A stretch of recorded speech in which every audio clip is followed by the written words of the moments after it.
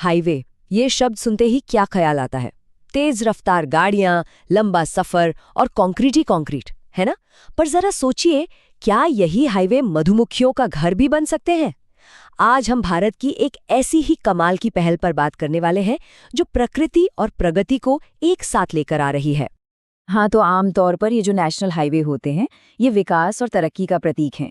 Concrete के लंबे चौड़े रास्ते जो शहरों को जोड़ते हैं, इनका एक ही मकसद होता है, इंसानों और सामानों को तेजी से एक जगह से दूसरी जगह पहुंचाना।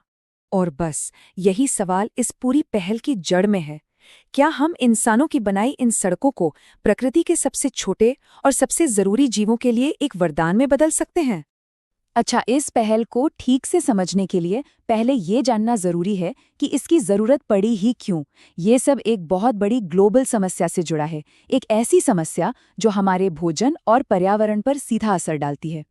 देखिए, असल में हो ये रहा है कि दुनिया भर में मधुमक्खियों और दूसरे पॉलिनेटर्स यानी परागणकों की संख्या बहुत तेजी से घट रही है।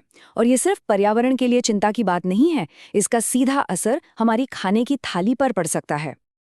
ये स्लाइड एकदम साफ साफ दिखाती है कि दांव पर क्या लगा है।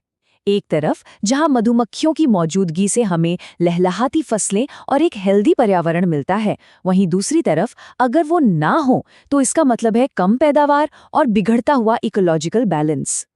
तो इसी गंभीर समस्या के जवाब में national highway authority of India, जिसे हम NHAI भी कहते हैं, एक बहुत ही अनोखा और शानदार सॉल्यूशन लेकर आया है। तो ये बी कॉरिडोर आखिर है क्या चीज? चलिए इसे बिल्कुल आसान भाषा में समझते हैं। ये हाईवे के किनारे किनारे लगे फूलदार पेड़ों और पौधों की एक लंबी लगातार पट्टी है। इसका मकसद सीधा सा है, मधुमक्खियों को साल भर खाना मतलब पराग और रस मिलता रहे और साथ ही उन्हें रहने के लिए एक सुरक्षित जगह भी मिले। और ये बात कितनी कमाल की है कि यहाँ सिर्फ सुंदरता के लिए पेड़ नहीं लगाए जा रहे। नहीं, इस पहल का असली फोकस सजावटी पौधों पर नहीं, बल्कि ऐसे देशी पेड़ पौधों पर है जो उस जगह के पर्यावरण के लिए सबसे ज्यादा फायदेमंद हो। तो चलिए अब देखते हैं कि इस शानदार आइडिया को जमीन पर उतारा कैसे जा रहा है। इसके पीछे की जो प्लानिंग है वो वाकई में बहुत दिलचस्प है। इस कॉरिडोर को बनाने के पीछे 4 गहरी रणनीतियां हैं। पहली, सिर्फ और सिर्फ देशी पेड़ पौधे लगाना।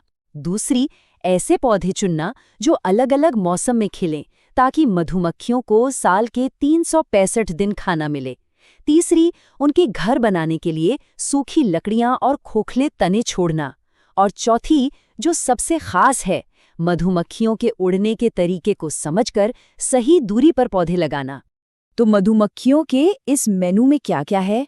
अरे वाह, इसमें नीम, करंज, महुआ और जामुन जैसे पेड़ शामिल हैं जो पराग और रस से भरे होते हैं। ये पेड़ न सिर्फ मधुमक्खियों के लिए दावत की तरह हैं, बल्कि हमारे पर्यावरण के लिए भी बहुत फायदेमंद है।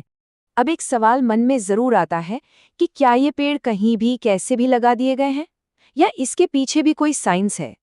तो जवाब छिपा है इन 2 नंबर्स में, 500 मीटर से 1 किलोमीटर।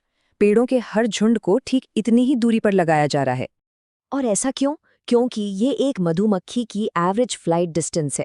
मतलब हर क्लस्टर मधुमक्खियों के लिए एक परफेक्ट पिट स्टॉप की तरह काम करता है, जहां वे रुक कर आराम कर सकती हैं और फिर से एनर्जी लेकर आगे बढ़ सकती हैं। है ना कमाल की इंजीनियरिंग, वो भी प्रकृति के लिए। लेकिन रुकिए, ये पहल सिर्फ कुछ पेड़ लगाने तक ही सीमित नहीं है। इसका असर और इसका दायरा इससे कहीं ज्यादा बड़ा है। आप इस योजना का पैमाना इसी बात से समझिए कि 2026-27 तक लगभग 40 लाख पेड़ लगाने का लक्ष्य है और इनमें से 60% पेड़ खास तौर पे इन्हीं बी कॉरिडोर्स के लिए होंगे। ये बहुत बड़ा नंबर है।